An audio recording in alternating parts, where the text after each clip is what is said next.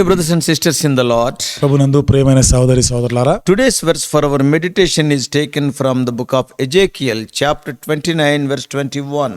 ఈరోజు మన ధ్యానం కొరకు ఎహెచ్కేల్ గ్రంథం 29వ అధ్యాయం 21వ వచనం నుండి తీసుకొనబడింది. I'll give thee the opening of mouth in the midst of them.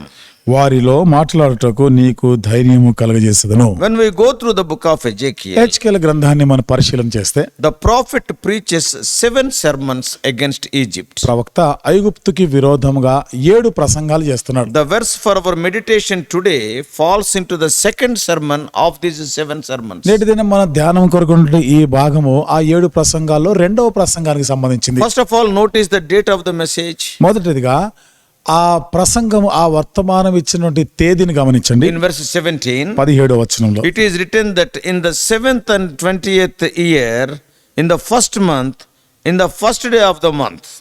27వ సంవత్సరం మొదటి నెల మొదటి దినమున. If we see the date of the last message, మరి చివరి వర్తమానము ఆ సందేశం యొక్క తేదీని చూస్తే, and that is the earlier message, అంటే అంతకు ముందు ఉన్నటువంటి వర్తమానంలో just 16 verses earlier, that is in 29:1, అంటే 16 వచనాలకు ముందు అంటే 29:1వ వచనంలో మనం చూస్తాం. it was written that ఇక్కడ రాయబడిన మాట, in the 10th year, in the 10th month, and the 12th day of the month, the word of the Lord came unto me. 10వ సంవత్సరము 10వ నెల 12వ దినమున యెహోవా వాక్కు నాకు ప్రత్యక్షమై. What does it mean? దీని అర్థం ఏమిటి? See, the gap between the two messages is nearly 16 years. ఈ 2 ప్రసంగాలు ఈ 2 వర్తమానాలకి మధ్య వ్యవధి ఇంచుమించు 16 సంవత్సరాలు ఉంది. Why does the Holy Spirit link so closely two sermons that were preached that far apart? ఎందుకని పరిశుద్ధాత్మ దేవుడు ఈ 2 ప్రసంగాలు ఇంత మధ్యలో ఇంత వ్యవధిగా ఉన్న ఈ సంగతులు ఇక్కడ రాసినాడు? Though the space is so far, చూడండి, అప్పుడు ఆ వ్యవధి ఎంత ఎక్కువగా ఉన్నప్పటికీ కూడా why the Holy Spirit clubbed these messages in one chapter? ఎందుకని పరిశుద్ధాత్మ ఒకే అధ్యాయంలో పెట్టినాడు ఈ 2 వర్తమానాల్ని? Yeah, the only answer is, ఇక్కడ ఉన్న జవాబు ఒకటే ఏమిటిదంటే, we can give that is the subject material is important. ఇక్కడ ఉన్నటువంటి ఆ విషయం అనేది ప్రాముఖ్యమైనది. What is the subject material? ఏమిటిది ఇక్కడ ఆ విషయం ఏమిటిది? The downfall of Egypt. ఐగుప్తు పతనం కావడం. If we see in a bit deeper way, ఇంకొంచెం లోతుగా మనం చూస్తే we understand that God gave the nation Egypt plenty of warning before judgment came. దేవుడు ఐగుప్తుని తీర్పు తీర్చక ముందు అనేక పర్యాలు హెచ్చరిక చేసినాడు. Later we see that the Babylonian emperor Nebuchadnezzar attacked Egypt. ఆ తర్వాత బబులోను యొక్క మరి ఆ రాజు నెబుకద్నెజర్ ఐగుప్తు పైన దాడి చేయడం మనం చూస్తున్నాం. And he decimated that nation, completely destroyed. ఆ దేశాన్ని సంపూర్ణంగా నాశనం చేసినారు. And he had already sacked and pretty much destroyed Phoenicia. అక్కడ మరి ఫియోనీషియాని కూడా ఇంచుమించుగా అంతా కూడా ధ్వంసం చేసినాడు. That is Tyre and Sidon. అంటే తూరు సీదోను ప్రాంతాలవి. Yet God says that Nebuchadnezzar did not receive enough pay for his service to the Lord. అయినా దేవుడు అంటాడు కదా, నెబుకద్నెజరు యెహోవాకు చేసిన సేవ పరిచర్యకి తగినంత బహుమానం ప్రతిఫలం ఇంకా పొందలేదు. Because God called Nebuchadnezzar as his servant. ఎందుకనగా దేవుడు నెబుకద్నెజర్ని నా సేవకుడు అని సంబోధించాడు. If you read 29th chapter, మీరు 29వ అధ్యాయంలో in చదివితే verses 18 to 20 it is written. 18 నుండి 20 వచనాల్లో ఆ మాట రాయబడింది. From all these we can understand that God does have his hand in this world's politics. వీటన్నిటి నుండి మనకు అర్థమయ్యేది ఏంటిదంటే, ఈ లోక సమయ రాజకీయాలన్నిటిలో కూడా దేవుని యొక్క హస్తం ఉంది. And he will be paying the nations for the service rendered in obedience to his word. మరి దేవుని యొక్క మాటకి విధేయత చూపించి ఆయనకు చేసిన సేవకి ప్రతిగా బహుమానం ఇస్తాడు ఆయన. From all these developments, మరి వీటన్నిటి ద్వారా జరిగిన సంభవాలన్నిటి we నుండి understand very clearly that though the God of the Bible is known as the God of Israelites, but actually speaking he is the Lord of all nations, he is the Lord of the whole universe. బైబిల్లోని దేవుడు ఇశ్రాయేలులకు మాత్రమే దేవుడు అని మనకు తెలిసిన, ఇక్కడ మనం అర్థం చేసుకోగలిగే మాట ఏమిటిదంటే విశ్వం అంతటికి కూడా దేవుడై ఉన్నాడు అని అర్థం. Oh, let them the pharaohs of Egypt, కాబట్టి ఐగుప్తు యొక్క ఫరోలే కావచ్చు, or maybe different emperors like Nabopolassar, Nebuchadnezzar or Belshazzar of Babylon. వేరు వేరు చక్రవర్తులు నెబోపొలాసర్, నెబుకద్నెజరే కావచ్చు, బెల్షాసర్ లాంటి వాళ్ళు బబులోను సామ్రాజ్యంలో ఉన్నవారు Or కావచ్చు, Sanheribs of Assyria, లేదా అషూరులో ఉన్నటువంటి సన్హెరీబులైన కావచ్చు, or great Greek kings, లేదా గొప్ప గ్రీకు రాజులే కావచ్చు, or even the Caesars of Roman Empire, లేదా రోమా సామ్రాజ్యంలో కైసర్లైనా కావచ్చు, or the rulers of the 21st century, or anybody. లేదా 21వ శతాబ్దానికి చెందినటువంటి అధిపతులు, పరిపాలకులైనా ఇంకెవ్వరైనా కావచ్చు. How to obey his word. వారు దేవుని యొక్క మాటకి విధేయత The చూపవలసింది. word of the Lord is final. దేవుని యొక్క మాటే అంతిమమైనది. In Isaiah 45:1, యెషయా గ్రంథం 45వ అధ్యాయం మొదటి వచనంలో God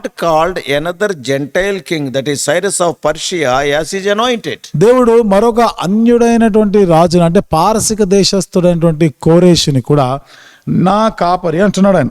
He is anointed. అన్నా నేను అభిషేకించబడిన వాడు అంటాడు. And he called him my shepherd. నా కాపరి అని కూడా ఆయన But in సంబోధిస్తాడు. Ezekiel 29, అదే హెచ్కేల్ 29వ అధ్యాయంలో in spite of the warning to Egypt, ఐగుప్తుకి ఇన్ని హెచ్చరికలు చేసిన so Ezekiel could not close this sermon, to be frank, God could not close this sermon without uttering a word of grace for Israel. హెచ్కేలు ఈ వర్తమానాన్ని ముగించలేకపోయి. ఇంకా వాస్తవంగా చెప్పాలంటే దేవుడు ఇశ్రాయేల్ కొరకైనటువంటి కృపను గురించిన ఆ మాట చెప్పకుండా ముగించలేదు. Though Israel was sinning prolifically at that moment, ఆ క్షణంలో ఆ సమయంలో ఇశ్రాయేల్ ఎంతో బహిరంగ పాపం చేస్తున్నప్పటికీ this is the special love God has toward Israel. మరి ఇశ్రాయేల్ పక్షంగా ఇది దేవుడు చూపించే ఒక ప్రత్యేకమైన ప్రేమ. Oh, what a wonderful God we have. ఎంత అద్భుతమైన దేవుడు మనకున్నాడు. The word of grace can be read in 29:21, కాబట్టి which is the verse for our meditation today. ఈ కృపా వాక్యం ఈ మాటలు 29వ అధ్యాయం 20వ వచనంలో కూడా మనం చూడొచ్చు. ఇది నేటి దినం మన ధ్యానం కొరకున్నటువంటి మాటల్లో ఉంటుంది. Even today we see the same. ఈ రోజు కూడా అదే పరిస్థితిని చూస్తున్నాం. You and I, who are the born again children of God, are the New Testament Israelites. నీవు నేను తిరిగి జన్మించిన వారము దేవుని పిల్లలమైన మనము క్రొత్త నిబంధన ఇశ్రాయేలీయులమే. As per Galatians 3:29, గలతీయులకు రాసిన పత్రిక 3వ అధ్యాయం 29వ వచనం ప్రకారం if ye be Christ, then are ye Abraham's seed and heirs according to the promise. Galatians 3:29. గలతీయులకు రాసిన పత్రిక 3:29 మీరు క్రీస్తు సంబంధులైతే ఆ పక్షమందు అబ్రహాము యొక్క సంతానమై ఉండి వాగ్దాన ప్రకారం వారసులై ఉన్నారు. The moment you confess your sins and accept Jesus Christ as your personal Savior and Lord, నీ పాపములను ఒప్పుకొని యేసుక్రీస్తుని ప్రభుగాను రక్షకుడుగాను అంగీకరించిన ఆ క్షణాన that very moment you will become the seed of Abraham. ఆ క్షణంలోనే అబ్రహాం యొక్క సంతానం అవుతున్నావు. Then you can sing joyfully, every promise in the book is mine, every chapter, every verse and every line, whether they are in the Old Testament or in the New Testament. అప్పుడు నీవు గ్రంథ వాగ్దానములన్నీ కూడా నావి. ఆ ప్రతి అధ్యాయం, ప్రతి వరుస, ప్రతి వచనం పాత నిబంధనమైనా క్రొత్త నిబంధనమైనా ఎంత సంతోషంగా నువ్వు పాడుకోవచ్చు. Then we will be the subjects of his special love and care. అప్పుడు మనము ఆయన ఒక ప్రత్యేకమైనటువంటి ప్రేమకి ఆ శ్రద్ధకి మనం పాత్రలం అవుతున్నాం. If the Gentiles, non-born again people commit sin, God will judge and condemn them. అన్యజనులు తిరిగి జన్మించినటువంటి వారు పాపం చేసినట్లయితే దేవుడు వారిని శిక్షిస్తున్నాడు, దండిస్తున్నాడు. వాళ్ళు And God will judge them. దేవుడు వారికి తీర్పు తీరుస్తాడు. But as his children, when we sin, అయితే ఆయన పిల్లలముగా ఉండి మనం పాపం చేస్తే he will chasten us and discipline us and restore us. ఆయన శిక్షిస్తాడు, క్రమశిక్షణలో పెడతాడు, మరలా సమకూరుస్తాడు. What a difference. ఎంత వ్యత్యాసం కదా. When God could tame Egypt like that, what about our enemies? దేవుడు ఐగుప్తునే ఆ విధంగా సాధుపరచగలిగినప్పుడు మన శత్రువుల మాట ఏమిటి? Egypt is a great power. ఐగుప్తు ఎంతో శక్తివంతమైన Pharaoh సామ్రాజ్యం. is a very great man. ఫరో వాడు చాలా గొప్పవాడే. But కానీ when God could tame Pharaoh and Egypt, our enemies are like pygmies in his sight. దేవుడు ఫరోని ఐగుప్తునే ఆయన సాధుపరచగలిగితే ఈనాడు మనం ఎదుర్కొంటున్న శత్రువులు అన్ని కూడా దేవుని దృష్టికి మరుగుజ్జు లాంటివి.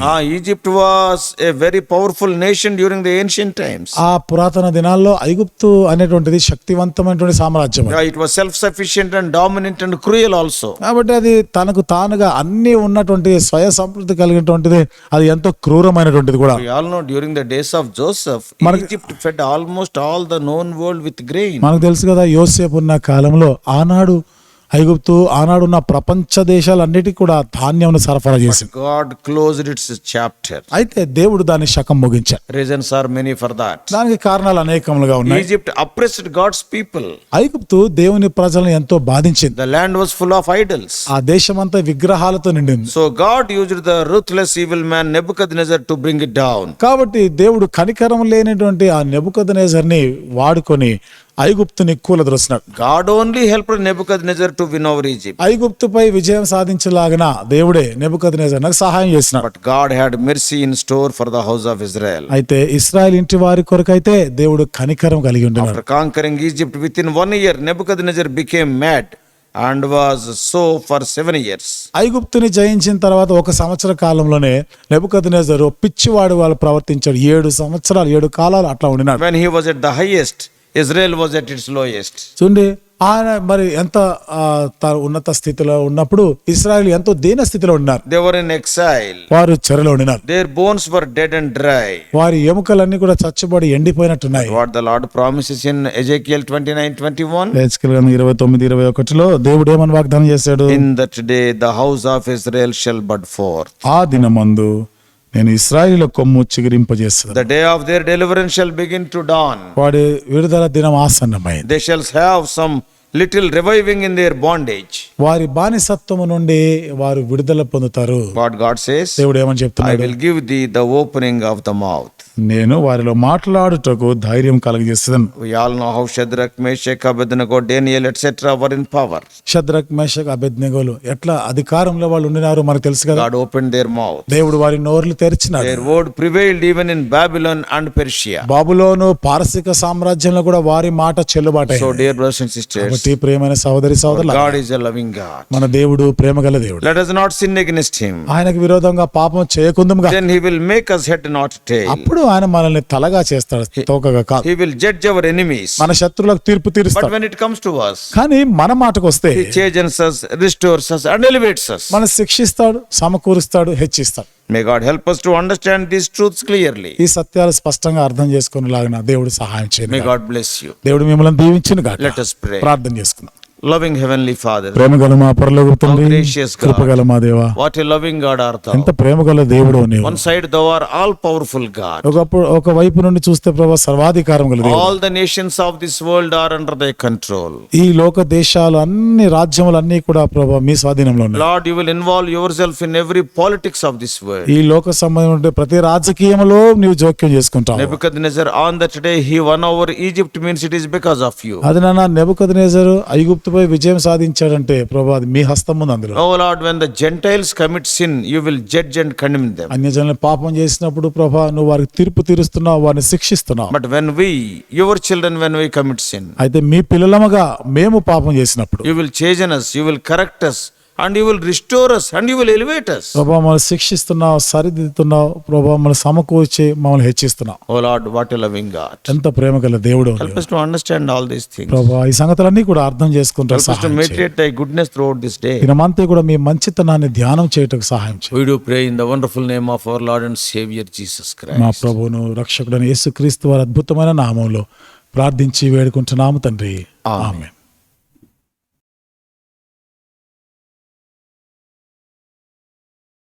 God bless you all. Please subscribe for more spiritual messages on YouTube channel John Victor Hebron.